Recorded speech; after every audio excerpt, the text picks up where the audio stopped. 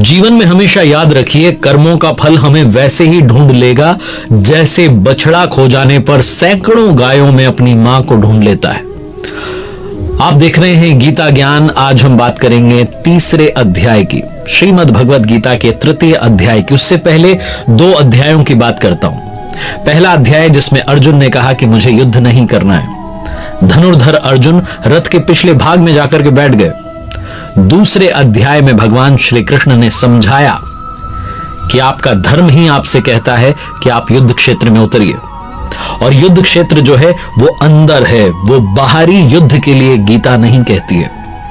श्रीमद् भगवत गीता के द्वितीय अध्याय में भगवान श्री कृष्ण ने अर्जुन से कहा कि 2 मार्ग हैं जिससे ये कर्म होता है, जिससे युद्ध भूमि में उतरा जा सकता है। पहला है निष्काम कर्म योग और दूसरा है ज्ञान योग। ज्ञान योग के बारे में उन्होंने कहा कि अगर आप इसमें हार जाते हैं तब भी स्वर्ग प्राप्त करेंगे, और जीत जाओगे तो महामहिम की स्थिति प्राप्त करोगे। स्वर्ग का मतलब है स्वर में विचरण करने की क्षमता। स्वर यानी कि जब आप मेडिटेशन में उतरते हैं तो आपका ध्यान लगने लग जाए, इतनी क्षमता आप अर्जित कर लोगे अगर आप इस युद्ध भूमि में उतर जाते हो। और अगर जीत जाते हो, अगर मोक्ष प्राप्त हो जाती है, तो महामहिम की स्थिति प्राप्त करोगे।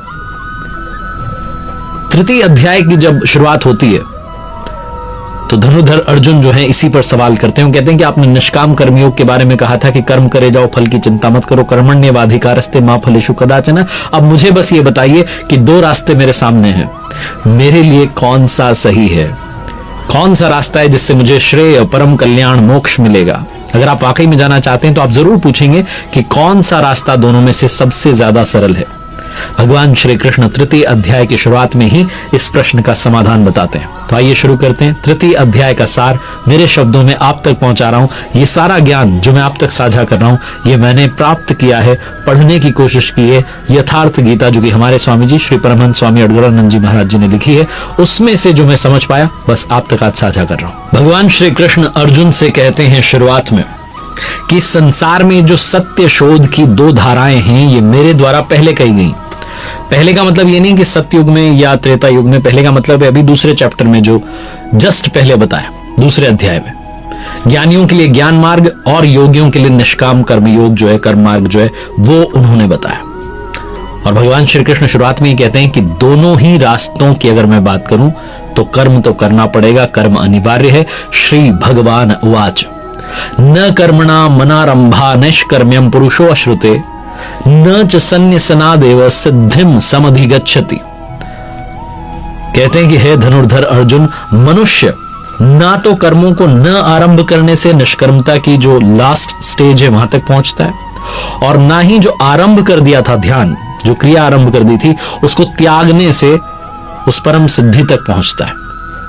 तो भगवान श्री कृष्ण कहते हैं कि अब तुझे ज्ञान मार्ग अच्छा लगे या निष्काम मार्ग, कर्म मार्ग अच्छा लगे, ज्ञान योग हो या निष्काम कर्म योग हो, दोनों ही माध्यमों में कर्म तो करना पड़ेगा। कुछ लोगों को लगता है कि हम तो कर्म ही नहीं कर रहे, हम तो निष्कर्मी हो गए। कुछ लोगों को लगता है कि हम तो ज्ञान योग के रास्ते पर चलते हैं, हमें तो सब मालूम है। तो चाहे ज्ञान योग हो या निष्काम कर्म योग हो, भगवान श्री कृष्ण क्लियर करते हैं कि कोई भी डाउट ना रह जाए, कोई भ्रांति ना रह जाए, ज्ञान मार्ग में भी आपको कर्म करना है और निष्काम कर्म मार्ग में भी आपको कर्म करना है। भगवान श्री कृष्ण कहते हैं कि अगर कोई ऐसा कहता है कि वो तो अहम ब्रह्मास्मि हो चुका है बिना कर्म करे ही, तो वो सिर्फ और सिर्फ दंभी है, अहंकारी है, वो झूठ बोल रहा है। आगे बढ़ते हुए आगे भगवान श्री कृष्ण कहते हैं श्री भगवान उवाच नहीं कश्चित् क्षणमपि जातु तिष्ठत्य कर्मकृत कार्यते ह्यवशः कर्म सर्वः प्रकृति जैर्गुण्य। यानी कि कोई भी पुरुष, कोई भी इस दुनिया में किसी भी समय में, किसी भी काल में क्षण मात्र भी कर्म के बिना नहीं रह सकता। कोई ना कोई कर्म हो रहा होगा। अगर आप सोते हैं तब भी आप स्वप्न देख रहे होते हैं, आपकी जो क्रियाएं हैं वो चल रही होती, क्योंकि प्रकृति के जो गुण हैं उससे विवश होकर के पुरुष जो है वो कर्म करता है। पुरुष का मतलब यहां पर नर नारी दोनों से।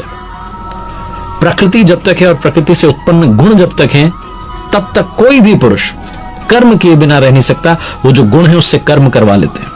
और भगवान श्री कृष्ण आगे बताएंगे कि यह त्रिगुणात्मक प्रकृति है, सतगुण, रजगुण और तम गुण यानी कि तामस। ये 3 गुण जो हैं इनसे ऊपर उठना है, यही वो अर्जुन को आगे निर्देश देंगे। बहुत सारे लोग श्रीमद् भगवद गीता के माध्यम से प्रैक्टिकल लाइफ की भी बात करना चाहते हैं। वो बताना चाहते हैं कि कर्म करना है, फल की चिंता नहीं करनी। बहुत सारे अलग अलग तरीकों से आपको समझाने की कोशिश करते हैं, लेकिन आध्यात्मिक दृष्टि से यथार्थ व्याख्या अगर आप पढ़ना चाहते हैं, जैसा मैंने बताया, परमहंस स्वामी श्री अड़गड़ानंद जी महाराज जी की यथार्थ गीता आप घर बैठे ऑर्डर कर सकते हैं www.yatharthgita.com से। और जो मैंने बार बार उसको पढ़ा है, आवृत्ति की है, उसी में से मैं जो सार समझ पाया आपको बता रहा हूं। जब कर्म की बात आती है, कौन सा कर्म करना है, तो श्री भगवान उवाच नियतम कुरु कर्म त्वम जायो ह्या कर्मणः शरीर यात्रापि चतेन प्रसिद्ध येद कर्मणः। हे अर्जुन, तू निर्धारित किए हुए कर्म को कर। कर्म तो बहुत सारे हैं, लेकिन उनमें से कोई एक चुना हुआ है।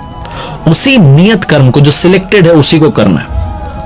और कर्म ना करने की अपेक्षा कर्म करना श्रेष्ठ होता है। इसलिए क्योंकि अगर आपने शुरू कर दिया मेडिटेशन, ध्यान करना शुरू कर दिया, आराधना करना शुरू कर दी, तो थोड़ी भी अगर आप डिस्टेंस चल लेते हैं, उस रास्ते पर आप चल देते हैं, तो आप मंजिल तक अवश्य पहुंचेंगे। क्योंकि ये जो कर्म है, ये जन्म मरण का जो भय है, जिस चक्र में हम घूमते चले जा रहे हैं, एक जन्म लेते हैं, दूसरा जन्म लेते हैं, तीसरा जन्म लेते हैं, उससे हमें छुटकारा मिल जाएगा। आत्मा का परमात्मा से मिलन हो जाएगा। और कौन सा कर्म है उसे और आगे डिफाइन करेंगे। उससे पहले मैं आपको बताता हूं कि रामचरितमानस में गोस्वामी तुलसीदास जी ने भी कहा, कलयुग केवल नाम आधारा, सुमिर सुमिर नर उतरहि पारा। कलयुग में सिर्फ नाम ही आधार। अगर आप सिर्फ नाम जपना शुरू कर दें, तब भी आप उस विधि को, आराधना की विधि को, पूजा की विधि को, ध्यान की विधि को पकड़ चुके हैं। आगे श्री भगवान उवाच, कहते हैं भगवान श्री कृष्ण, यज्ञार्थात कर्मणो अन्यत्र लोको अयम कर्म बंधनः तदर्थम कर्म कौन्तेय मुक्त संगः समाचर। कहने का मतलब है कि अर्जुन, यज्ञ की प्रक्रिया ही कर्म है। वो हरकत कर्म है जिससे कि यज्ञ पूर्ण होता है। तो कर्म एक डिसाइड की हुई, एक सिलेक्टेड प्रोसेस है। इसके अलावा जो कुछ हो रहा है, क्या वो कर्म नहीं है? तो भगवान श्री कृष्ण स्वयं कहते हैं, अन्यत्र लोको अयम कर्म बंधन है। जो कुछ और हो रहा है दुनिया में, जो कुछ हो रहा है, दिन रात दुनिया जिसमें व्यस्त हो रखी है, वो इसी लोक का एक बंधन है, ना कि कर्म। क्योंकि कर्म तो मोक्ष से शुभात, यानी कि जो शुभ अशुभ संसार बंधन है, उससे छुटकारा दिलाने वाला है। इसीलिए भगवान श्री कृष्ण कहते हैं, अर्जुन, उस यज्ञ को पाने के लिए, उसको पूर्ण करने के लिए संग दोष से अलग रह करके बहुत अच्छे से आपको कर्म का आचरण करना है। और संग दोष से अलग हुए बिना ये कर्म होता नहीं। अब ये समझ में आ गया कि यज्ञ की प्रक्रिया कर्म है, लेकिन सवाल ये कि यज्ञ क्या है, कैसे उसे करना है। इसके लिए पहले यज्ञ को नहीं बताते, बल्कि ये बताते हैं भगवान श्री कृष्ण कि यज्ञ आया कहां से और देता क्या है। श्री भगवान उवाच, सह यज्ञाः प्रजा सृष्ट्वा पुरोवाच प्रजापति अनेन प्रस्विष्य ध्वमेश वो अस्पृष्ट कामधुक। इस श्लोक का अर्थ बड़े ध्यान से समझिएगा। भगवान श्री कृष्ण कहते हैं, प्रजापति ब्रह्मा ने कल्प के आदि में यज्ञ सहित प्रजा को रच करके कहा कि इस यज्ञ द्वारा वृद्धि को प्राप्त हो। ये जो यज्ञ है, तुम्हारी जो इष्ट कामधुक, जिसमें अनिष्ट ना हो, विनाश रहित इष्ट संबंधी जो कामना है, उसकी पूर्ति करेगा। प्रजापति ब्रह्मा ने यज्ञ सहित प्रजा को रचा। प्रजापति कौन है? जिसने प्रजा के मूल उद्गम परमात्मा में प्रवेश पा लिया है, वो महापुरुष प्रजापति है। कहते हैं कि जब तक आपसे वो भजन ना करवाया जाए, तब तक आप वो भजन नहीं कर सकते। बहुत सारे लोगों को लगता है कि हम ध्यान में बैठते हैं, लेकिन मन नहीं लगता है। जब आप किसी एक सदगुरु के सानिध्य में चले जाते हैं और ध्यान में अपना मन लगाने लगते हैं, तब वो सदगुरु स्वयं आपसे वो भजन करवाने लगते हैं। बस यही वो प्रजापति ब्रह्मा की यज्ञ सहित जो रचना है, जो यज्ञ सहित प्रजा को रचा है, बस यही है वो। जिसने प्रजा के मूल उद्गम परमात्मा में प्रवेश पा लिया, वो महापुरुष प्रजापति है। उसकी बुद्धि ब्रह्मा है। उस पुरुष की वाणी में परमात्मा ही बोलता है। भजन की जो असली क्रिया है, जब वो शुरू हो जाती है, तो बुद्धि जो है उसका उत्थान होने लगता है, वो डेवलप होने लगती है। शुरू में वो ब्रह्म विद्या से संयुक्त होती है, इसलिए वो ब्रह्मविद कही जाती है। विकार जो है, जो बुराइयां वो और कम हो जाती है, तो फिर वो ब्रह्म विदुर कही जाती है। फिर थोड़ी थोड़ी और जब वो आगे बढ़ने लगती है, डेवलप होने लगती है, तो ब्रह्म विद्विरियान कहलाती है, ये वो अवस्था होती है जिसमें जो महापुरुष है, जो संत हैं, वो दूसरों को भी उस रास्ते पर लाने का अधिकार प्राप्त कर लेते हैं। और जब बुद्धि की पराकाष्ठा आ जाती है, जो लास्ट स्टेज है, वो ब्रह्म विद्वरिष्ठ कहलाती है, यानी कि ब्रह्मविद की वो स्टेज जिसमें इष्ट प्रवाहित है। ऐसी जो स्थिति वाले महापुरुष हैं वो ध्यान में प्रवेश करवाने का अधिकार रखते हैं। इसीलिए वो कहते हैं कि यज्ञ सहित प्रजा की रचना जो है वो प्रजापति ब्रह्मा ने की। वो संस्कार मिलते हैं जब आप ऐसे सदगुरु के सानिध्य में जाते हैं कि आपका मन ध्यान में लगने लगता है, आप वाकई में उस रास्ते पर चलने लगते हैं जो परमात्मा को पाने का रास्ता है। आगे बढ़ते हैं और भगवान श्री कृष्ण आगे कहते हैं श्रीमद् भगवद गीता के 3 अध्याय में कि इस यज्ञ से देवताओं की उन्नति करो, देवी संपद की उन्नति करो, यानी कि जो पुण्य है उसे कमाना शुरू करो, जो अच्छे विचार हैं उन्हें अपने मस्तिष्क में लाना शुरू करो, जो बुरे विकार हैं उन्हें हटाना शुरू करो। आगे भगवान श्री कृष्ण कहते हैं, श्री भगवान उवाच यज्ञ शिष्टाशिनः संतो मुच्यन्ते सर्व किल्बिषेः भुंजते ते त्वघं पापा ये पंचत्यात्म कारणात्। यज्ञ जब पूर्ण होता है, जो उससे अन्न बचता है, उसको खाने वाले जितने संत जन हैं, जितने अच्छे लोग उस रास्ते पर चले, सारे के सारे पापों से मुक्त हो जाते हैं, मोक्ष को प्राप्त करते हैं। जब आप इतने सारे पुण्य इकट्ठा करते हैं, यज्ञ आपका पूर्ण होने लगता है। फिर जो अन्न बचता है वही समय है, वही प्राप्ति काल है, वही पूर्ति काल है। भगवान श्री कृष्ण कहते हैं कि जब यज्ञ पूर्ण हो गया तो जो शेष बचा हुआ ब्रह्म है वही अन्न है। और संपूर्ण प्राणी जो है वो अन्न से उत्पन्न होते हैं। अन्नम ब्रह्मेति व्यजानात, अन्न परमात्मा ही है। परमात्मा को प्राप्त कर लेते हैं जब आप यज्ञ को पूर्ण कर लेते हैं, जब आप यज्ञ की प्राप्ति कर लेते हैं। और यज्ञ की प्रक्रिया ही कर्म है। वो जो प्रोसेस है उसको और आगे डिफाइन करेंगे, क्योंकि अभी हम मात्र 3 अध्याय में पहुंचे हैं, अभी 15 अध्याय और बाकी हैं। अगर आप जीवन में अध्यात्म समझना चाहते हैं, अगर आप परमात्मा तक की दूरी, वो डिस्टेंस तय करना चाहते हैं, तो आपको श्रीमद् भगवद गीता को बहुत अच्छे से पढ़ना चाहिए, समझना चाहिए। 3 अध्याय के दूसरे भाग की तरफ बढ़ते हैं। श्री भगवान दूसरे भाग में 3 अध्याय के बात करते हैं उन महापुरुषों की जो परम सिद्धि को प्राप्त कर चुके हैं, जो मोक्ष प्राप्त कर चुके हैं। भगवान श्री कृष्ण कहते हैं कि श्रेष्ठ पुरुष जो भी आचरण करते हैं, बाकी पुरुष भी उसके अनुसार करते हैं। उनको लगता है कि ये तो ऐसा करते हैं, हम भी ऐसा ही करेंगे, पूरी दुनिया उसको फॉलो करने लगती है। तो भगवान श्री कृष्ण कहते हैं, श्री भगवान उवाच न मे पार्थास्ति कर्तव्यम त्रिषु लोकेषु किंचन नान वाप्तम वाप्तव्यम वर्त एवच कर्मणि। हे पार्थ, मुझे तीनों लोकों में कोई कर्तव्य नहीं है। वो कहते हैं कि वो जो महापुरुष जो परम सिद्धि को प्राप्त कर चुका है, उसे कोई कर्तव्य शेष नहीं रहता और कोई भी ऐसी वस्तु नहीं रहती जो अप्राप्त रह जाती है। लेकिन तब भी मैं कर्म में भली प्रकार बरतता हूं। कहते हैं कि तब भी मैं कर्म करता हूं, आराधना करता हूं। भगवान श्री कृष्ण कहते हैं, श्री भगवान उवाच यदि हाहम न वर्तेयम जातु कर्मण्य तंद्रितः मम वर्तमान वर्तन्ते मनुष्यः पार्थ सर्वशः। वो कहते हैं कि अगर मैं सावधान होकर के कर्म में न बरतूं तो मनुष्य जो है मुझे फॉलो करेगा, मेरे बर्ताव के अनुसार बरतने लगेगा, वैसे ही काम करने लगेगा। तो भगवान श्री कृष्ण कहते हैं कि क्या मेरा अनुकरण बुरा है? वो कहते हैं हाँ। उत्सी देयु रिमे लोकान कुर्याम कर्मचेद हम संकरस्य च कर्तास्या मुपहन्या मिमाह प्रजा। वो कहते हैं अगर मैं सावधान होकर के कर्म ना करूं तो सारे लोक भ्रष्ट हो जाएं और मैं संकरस्य, जिस वर्ण संकर की समस्या अर्जुन को थी, प्रथम अध्याय में कह रहा था वर्ण संकर का कर्ता हो जाऊंगा। भगवान श्री कृष्ण कहते हैं कि अगर मैं उस रास्ते पर ना चलूं, मेरे लिए तो कुछ भी शेष नहीं है, मैंने तो प्राप्त कर लिया, लेकिन तब भी अगर मैं कर्म ना करूं, बाकी लोग मुझे फॉलो करने लगेंगे, मेरा अनुसरण करने लगेंगे और तब मैं संकरस्य, वर्ण संकर का करने वाला होऊंगा, इस प्रजा का हनन करने वाला, मारने वाला होऊंगा। जो स्वरूपस्थ महापुरुष हैं, जो स्वरूप में स्थित हैं, जो तत्व स्थित महापुरुष हैं, अगर वो ध्यान ना करते रहे, बाकी लोग उनको फॉलो करने लगेंगे, नकल करने लगेंगे कि ये भी तो नहीं करते, हम भी नहीं करेंगे। और ऐसे में वो जो महापुरुष हैं वो बाकी लोगों को भी रास्ते से भटका देंगे, वर्ण संकर का कर्ता बन जाएंगे। इसीलिए भगवान श्री कृष्ण कहते हैं कि जिसने भी प्राप्त कर लिया उसे भी कर्म करना आवश्यक है, ताकि पीछे वाले रास्ता ना भटके। भगवान श्री कृष्ण कहते हैं कि शुरुआत से आखिरी तक जो कर्म हैं वो प्रकृति के गुणों के अंतर्गत हो रहे हैं। और ऐसा किसने देखा? तो कहते हैं श्री भगवान उवाच तत्ववित्तु महाबाहो गुण कर्म विभागयो गुणा गुणेषु वर्तन्त इति मत्वा न सज्जते। वो कहते हैं महाबाहो, है अर्जुन, गुण और कर्म का जो विभाग है इसको तत्वविद, जो परम तत्व परमात्मा की जानकारी रखते हैं, जो स्वरूपस्थ हैं, उन महापुरुषों ने देखा है। उन्होंने देखा है कि संपूर्ण गुण जो हैं वो गुणों में ही बरत रहे, और ऐसा मानकर के वो इसमें उलझते नहीं है, आसक्त नहीं होते हैं। तत्व का मतलब है परम तत्व परमात्मा, ना कि वो 5 या 25 तत्व जैसा कि लोग इमेजिन करते हैं, कैलकुलेट करते हैं। भगवान श्री कृष्ण के शब्दों में तत्व एकमात्र परमात्मा है और कोई तत्व नहीं है। जो गुणों को पार करके वहां तक पहुंच गया वो देखता है कि गुण जो है वो गुण में बरत रहे हैं।